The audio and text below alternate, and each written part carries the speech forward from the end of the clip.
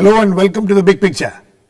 The Aam Aadmi Party government in Delhi has created a sensation by declaring that its anti-corruption bureau would be filing FIR against Union. In fact, has already filed FIR against Union Minister Veerappa Moily, his predecessor Murali Devara, Reliance Industries Chairman Mukesh Ambani, among others, on the issue concerning natural gas pricing. The most unusual and unprecedented action of the Delhi Chief Minister, Arvind Kejriwal, has both legal and political implications, apart from the merits or demerits of raising the natural gas prices from April 1st as mandated by the Union Cabinet. Legally, there is a question mark being raised over whether the Delhi's Anti-Corruption Bureau can have jurisdiction to investigate cases of alleged corruption involving central ministers and functionaries. As far as the merits of increasing the gas prices are concerned, there have been a lot of controversy and arguments and counter-arguments about it. This decision of the Aam Aadmi Party government also has ramifications about its own government's fate, even as uncertainty prevails about it on the Nilotpal bill issue. We will discuss all this today and see if the Aam Aadmi Party government can indeed go ahead with its investigations on the gas pricing issue. To discuss this, I have with me Prashant, Bhushan, senior leader of the Aam Aadmi Party and a Supreme Court advocate, TNR Rao, former Secretary, Union Ministry for Petroleum and Natural Gas, Nilotpal Basu, Central Committee member, CPIM, whose party has been raising the issue for some time now, Mohan Guruswamy, visiting fellow Observer Research Foundation and an economist, on the phone line from Hyderabad, and Brijesh Kalappa, Congress spokesperson and also a Supreme Court advocate. Welcome to all of you. Prashant, I would like to come to you first. We have just heard that the FIR has indeed been filed as promised by your Chief Minister yesterday. Now that the FIR has been filed, do you think that your government will be able to take it to its logical conclusion, especially considering the fact that there are serious question marks being raised about the jurisdiction you people have, or the Anti-Corruption Bureau of Delhi has, over union ministers and other functionaries? So far as jurisdiction is concerned, let me make it clear that if any crime of any kind, including corruption, is committed within the territory of Delhi, the FIR has to be lodged with the local police here, and if it's a corruption issue, it is lodged with the Anti-Corruption Bureau. Of course, in a case involving central ministers, etc., the CBI may also have concurrent jurisdiction in the matter. But in the absence of the CBI having registered any FIR or investigating the matter, it is not only fully open to the Anti-Corruption Bureau of Delhi, it is indeed their duty to register an FIR when such a serious complaint is made before it by such eminent persons, showing not just one scam, but 5 corruption scams. The first scam was when the price was allowed to be raised from $2.34 to $4.2, when in fact Reliance had itself bid 2.34 in a global tender floated by NTPC. Prashant, Reliance had itself said that its costs were less than $1. Prashant, the second scam, just one second. Minute. We will come to the merits of this case. We'll come a little later. We will let us stick to the jurisdiction issue now. We'll come to the merits of this whole gas pricing issue a little later. Brijesh Kalappa, here is the Aam Aadmi Party claiming that, and they've already registered the FIR. Just now we have got the news that they have registered the FIR, that Anti-Corruption Bureau of Delhi has concurrent jurisdiction, so it has every right to file the FIR. You see, this primarily this filing of an FIR is while the Congress Party has always held that there is nothing for us to hide in the matter, and we are fully willing to go by the legal process. We are deeply concerned about the fact that the federal structure of this country and the fact that there is no respect for the federal structure is, this is something which concerns us. And then another fact is that Mr. Bhushan himself is appearing before the Supreme Court where this matter is pending adjudication. Couldn't he have then informed the court? Does he have no confidence in the court? These are all questions which come up. And if he really wanted to proceed in the matter, whether it's a matter of criminality or whether it's a matter of anything else, then ultimately the Supreme Court ought to have decided, because the Supreme Court is fully seized of the matter. And then by filing this FIR, it only means that Mr. Bhushan and his entire party are not at all, they don't have any confidence in the Supreme Court at all. Prashant, would you like to respond to that? In the Supreme Court, what is the case? The case is that this is a corrupt contract needs to be cancelled. Reliance, which has got huge undue benefits or has been allowed to get undue benefits, these must be extracted from Reliance, and there must be a court-monitored SIT or a court-monitored investigation, independent investigation, to get to the bottom of the matter and punish the officials. Why did this matter reach the court? After these petitioners, who were very senior people, had written a huge number of letters. A.S. Sarma had written 17 letters to the various authorities, including the Prime Minister, regarding this scam, asking for all these things. When nothing was being done, then the matter went to the Supreme Court. Then they filed a petition in the Supreme Court. You are appearing in that case. Once there is a credible government which is in Delhi, which is committed to eradicating corruption, taking strong action against corruption, then they they send a complaint to this Delhi Chief Minister saying that, well, now your government is there, please get this matter investigated. It's the largest scam in independent India. One second, please Prashant. have it investigated, and therefore it has been registered. No, Prashant, my question is this. You have admitted that, you have said just now that, you are before the Supreme Court seeking a SIT into this whole issue. Why couldn't you wait for the Supreme Court to decide on that? If the Supreme Court monitored SIT is constituted as you have demanded, don't you think that would have had more credibility than an anti-corruption bureau of Delhi with very doubtful jurisdiction trying to take up this investigation? Instead of timing it with the Lok Sabha elections? Right, the court can still monitor any investigations that are done in this case. And that's what will be sought. That the court should monitor these investigations, but that does not mean that investigations should not begin. Once there is a credible government committed to eradicating corruption, taking action against corruption, why should the investigation not begin immediately? No, why should it wait for the ultimate decision of the court? That's not the job or the duty. The job and duty of any anti-corruption bureau or any government is that immediately as a complaint comes to the notice of the such an anti-corruption bureau let me get government, it has to get the matter investigated. But Prashant, anti-corruption bureau does not have this matter. Anti-corruption bureau does not have anything to do with politics, and what Mr. Kejriwal's party is now doing is entirely politics, because Lok Sabha elections are just around the corner. Okay, Brijesh, 1 second. Let me get Nilotpal in on this. Nilotpal, there are two issues involved. First, let us get through with the jurisdiction issue. One, Prashant Bhushan says that the Delhi government, the Anti-Corruption Bureau has concurrent jurisdiction, so it is every right to proceed with the investigation. One. Second, don't you think that since there is already a case pending in the Supreme Court in which Prashant Bhushan, as he said, and as he is pleading before the Supreme Court to set up a SIT, it would have been better for them to have waited for the SIT to be formed, or put pressure on the Supreme Court to, or plead to the Supreme Court to ensure that there is an SIT instead of having this kind of an investigation with doubtful jurisdictions.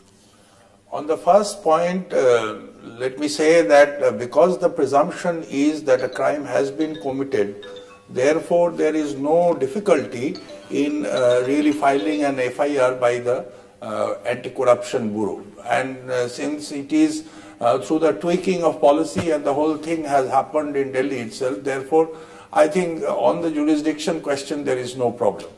On the second question, what I would like to point out, I find it little baffling, because Mr. Kejriwal and Mr. Prashant Bhushan were both regular visitors with us in finding out the facts from our colleagues in the parliament who had written voluminous material and who really exposed this whole KG-D6 pricing issue. I mean, as what is baffling? Co-fighters in this battle against corruption, we would rather have anticipated or appreciated that these facts were also pointed out, because this is not a new revelation. The case and the charges of crime are actually something which is quite old and have been is being raised by the left for quite some time. And I think the two investigations, or maybe under the guidance of the Supreme Court, they may merge into one. I don't see any conflict, because we see that policy, I mean, we are seeing this peculiar argument by Congress party and Nilotpal, also the government for some time. Nilotpal, 1 second. If policy itself becomes a crime, how do you really demarcate a policy and a crime? Okay, so you essentially you are in support of what the Aam Aadmi Party government is doing in Delhi, but you have a grouse that they have not given you the kind of credit which you people needed. Not grouse. I mean, we are Prashant, I'm sure we think Prashant, I'm sure you have heard it and you will make amends for it. Corruption is nobody's sole proprietorship. Okay, Mr. TNR Rao, let us come to the merits of this whole issue. The question now is this new gas pricing. The government is saying that this new gas pricing has been done under the mandate of the Supreme Court in 2010. It said that the government should fix prices. So they have fixed prices. They have taken this Rangarajan formula, they have used Rangarajan formula and has fixed this price, which is going to double from $420 to $840. You think that this argument of the government can stand scrutiny? See, there is a problem with the Supreme Court judgment itself, the ruling itself. Yes. Ever since we began, for example, the early 90s when these fields were given, and with the promise in the production sharing contract that you will sell it at the market prices. And for 2 decades they have been doing it, including Reliance. So there are no complaint from the contractors, no complaint from investors, no complaint from Reliance government. And also the public sector, ONGC was involved in this? Yes, in that Panna Mukta field and South and Mid Tapati, where ONGC is also a partner. Ever since then, and Hazira field and Rawa in East Coast, Kharsang in Assam, they have been selling gas and oil at international prices, or whatever the market gets for gas, under the PSC for 2 decades.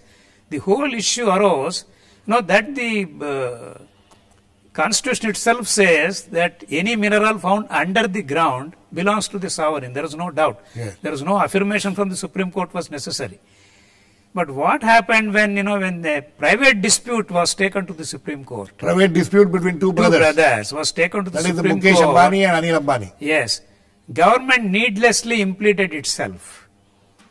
And the ruling that was obtained was, I can't comment on that ruling, saying that yes, it is not only well under the ground, even after it is extracted, this belongs to government. And government has full control on it for price and distribution. Right. You see, under this, government is, claiming to do all these things. Right. Now, for that ruling was necessary. We have what is called Essential Commodities Act, under which any, for example, kerosene, LPG are declared under the ECA. They could have declared gas also under that to do that. That's number one. Number two, all right, if you want to fix the price, how do you fix the price? All along before we started this, free pricing regime in the 90s, we have been fixing prices under the formula for public sector. Right. We gave it under, they were giving a return of 15% post-tax and capital employed. Right. Then a tariff commission was appointed where gas prices were linked to the fuel prices, international fuel, imported fuel prices, with a graded percentage. From 60% it went to 70% and 80%. We were to go to 90% when we opened up the sector. So there were already settled formulae here. Now the peculiar thing in this formula adopted by Rangarajan committee is, in fact, people are considering LNG also. Of course it is gas. Yes. But LNG is liquefied first and then regasified. Right. That cannot be just compared with dry gas, what you call dry gas. Yes. Or a dry gas which comes from the through a pipeline. This is what the Rangarajan formula talks about. By combining, by adding into the price formula the LNG. Yes. It has needlessly inflated and distorts the very pricing which should have. The reason that we are importing LNG and using is no argument. As somebody rightly said, we are also importing potato chips. Now, if you work backwards, it's what you call a net back. If you work on the net back price of potato from the Pepsi's, Lay's chips or Pringles, potato will cost 500 rupees a kg. And you cannot afford to give 500 rupees a kg to Indian farmer. So there is it suffers from the lack. And tell me, what is the ultimate recommendation of Rangarajan committee? Yes, you should go to market pricing. Yes. And another committee, Kelkar committee, has been appointed to give a roadmap for market pricing, which you had for 2 decades before the case went to the court. Okay. Let me get Mohan Guruswamy. Mohan Guruswamy, you're there? Yep, I'm here. Mohan, the question now is that, as Mr. Rao is pointing out, that the whole pricing, the whole pricing issue has come under a serious cloud for quite some time. In fact, Mr. Rao questions the 2010 judgment of the Supreme Court itself and the need to go to it. Now that the Delhi government has decided to file an FIR and investigate into this matter, do you think that a relook at this whole pricing formula needs to be done? I don't know if it can be done, but first comment is that the Delhi government is well within its rights to order an investigation. So you have no problem about the jurisdiction? I have no problem with that. I have no problem with whatever else they do on that. Because I don't know if there was money changed hands or this corruption as they allege, and it's for them to prove it now. And that is left to them. The other thing is that I'm concerned about the continued trade deficit this country has been incurring. We incur an annual trade deficit this year of $170 billion, out of which net oil imports account for $105 billion. Clearly, we can't keep having trade deficits of this order for very long. And matter of fact, that is beginning to tell now in the sudden devaluation of the rupee and also flight of capital from the country. Now, the only way to beat this is to produce more oil and gas ourselves. And as long as you're paying restricted prices, you're not going to attract more oil excavation in this country. There is a lot of oil, there is a lot of gas, but it's available at different price levels. If you pay $5 a barrel, there's a certain amount of oil available. If you pay $10 a barrel, there's a certain amount of oil available. So, you've got to make it attractive. I think rather than having this convoluted formulas, which people like T.N. Rao designed, or, you will get this and I will get this, could have had a simple sharing agreement. That you take 80% and I will take 20%, something of that sort. There is some but that was not arrived at. They came into this convoluted There is talk of a revenue sharing agreement now. No, they don't have a revenue. They have a revenue sharing agreement provided you meet so much of capital costs and that kind of stuff. You had a very simple, we don't care what you invest, but out of the output you give us so much. Mohan, the straightforward way of doing it. Mohan, it's not done in our country on anything. Mohan, 1 second.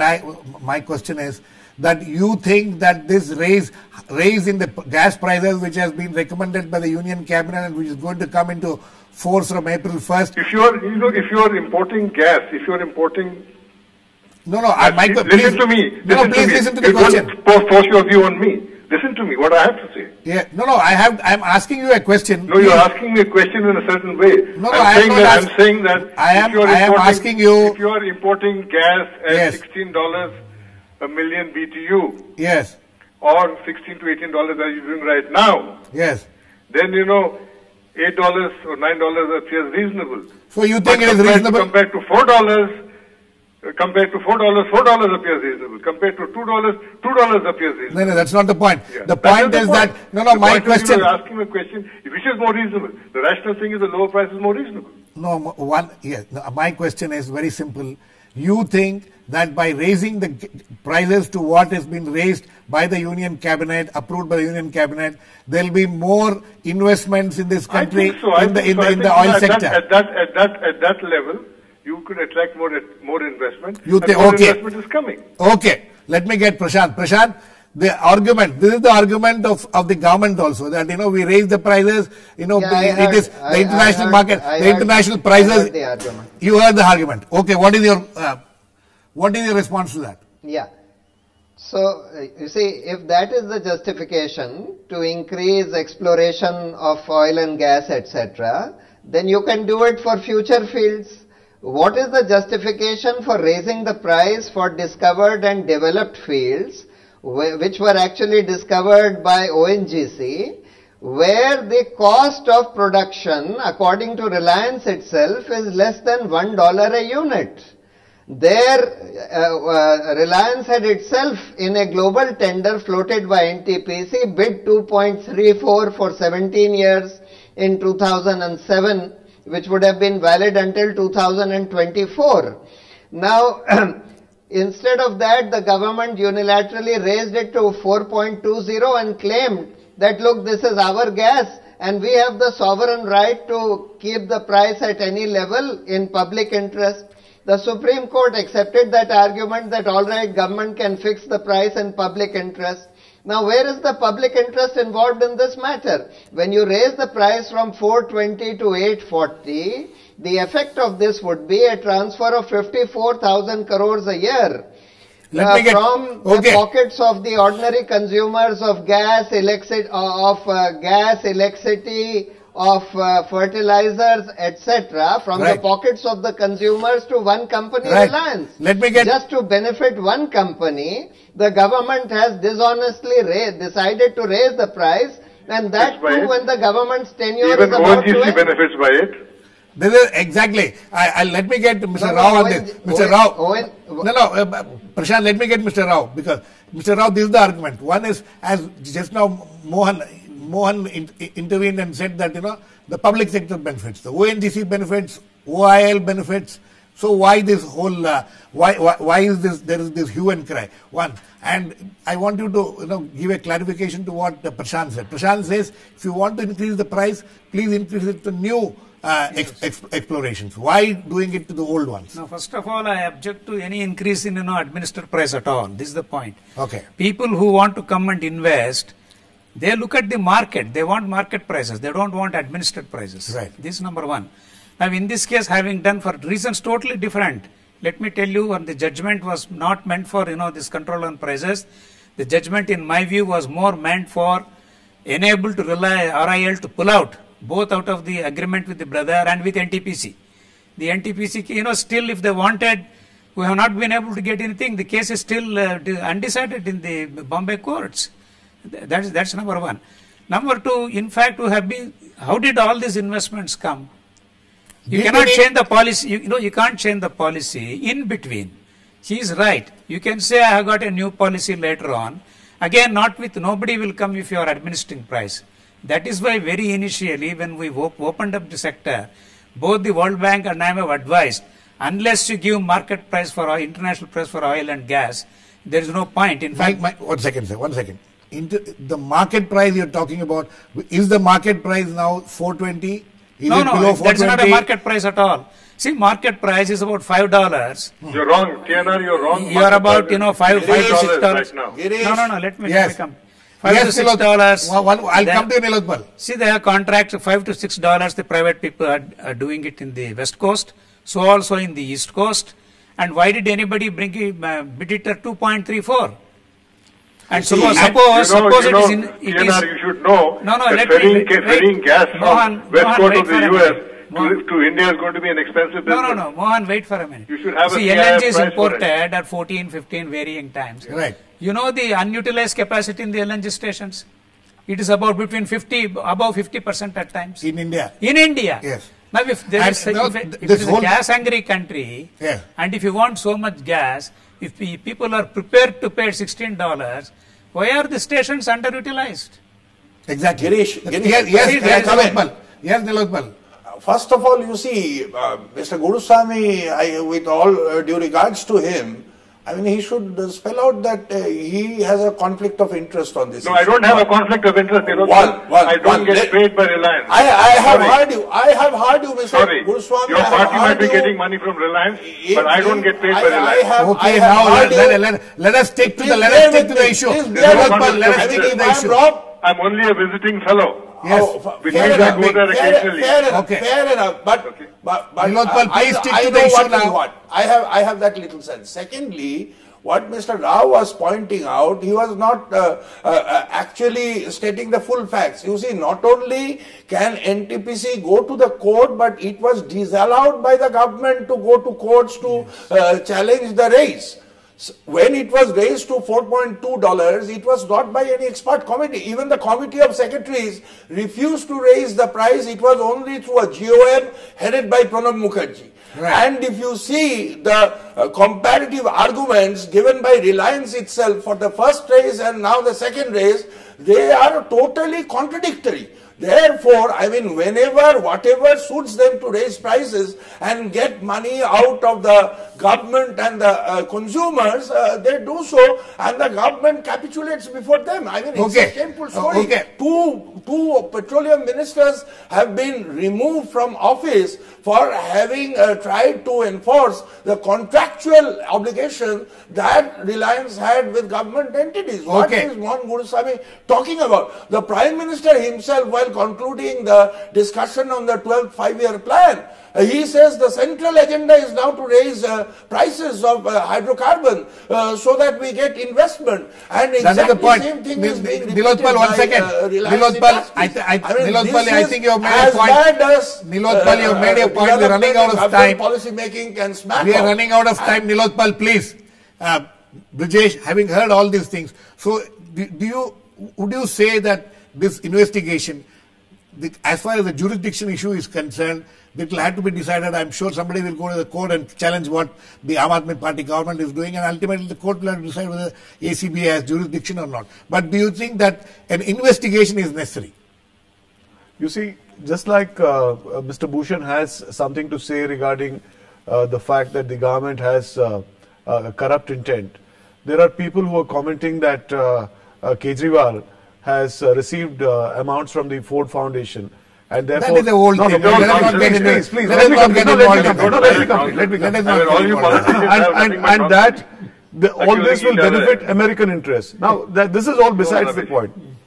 No, but having said that, you see, this is an audacious attempt to actually force certain issues and to bring certain issues before the electorate and to project oneself in a particular manner prior to the Lok Sabha elections. Everybody knows this. Okay, so would that mean that the Congress party will rethink on the support to the Aam Aadmi Party government? No, I'm not in a position to just tell you, because these decisions are not made in TV studios. Not respond to questions raised by the left parties earlier inside the parliament and having written letters to the Prime Minister. No, but you have chosen the courts of law, sir. You have been asking for this. You have chosen to approach the court of law. No, you have been asking for this. Why you have chosen to approach the court of law?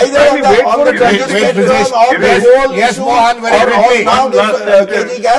Nilotpal, please. Heavens are not going to fall into issues have been raised in the parliament through official panel. Nilotpal, you can't be heard. Yes, Mohan, very quickly. I said heavens will not fall if there is an FIR. Heavens will not fall if there is an FIR. Okay. You know, the case will have to be proved. Okay, absolutely. Mr. Prashant, very quick last words to you. There is one of the charges is that, this is, instead of going to the right route, this is just grandstanding being indulged by the Aam Aadmi Party government to get some publicity before the elections. Or if you were really serious about this issue, you could have pursued this matter in the Supreme Court. What do you have to say to that?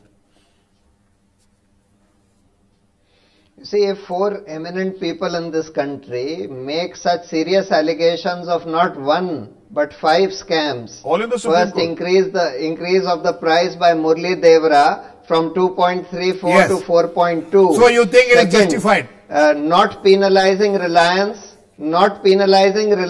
for reducing the production from 80 mmcd to 14 mmcd. That is under arbitration. Allowing Reliance to retain 95% of the area that should have been relinquished. No, that is not under arbitration. Number 4, the lower allowing Reliance to gold plate their costs. Right. By giving contracts to related companies, single bid tenders, etc., which the CAG has pointed out. And number 5, increasing the price now from 420 to 840. These are 5 scams involved in this. And in all, they involve an annual outgo of almost 1 lakh crores a year from the pockets of the people to one company, Reliance. So you think it's justified? Successive governments have colluded, run by the NDA, by the Congress. Prashant, we completely run out of time. Is not saying a word about this. We completely run out of time. But this is a very serious issue which has been raised, and though this issue, as Nilotpal pointed out, has been under discussion, but it has now come back to the surface. We'll wait and watch how the Aam Aadmi Party government's attempt to investigate this will be successful or not. Thanks to all my guests, Mohan, Guruswamy, Prashant, Bhushan, Nilotpal, Basu, TNR Rao and Brijesh, Kalappa. Please keep watching. We'll come back with another issue. Big picture same time tomorrow.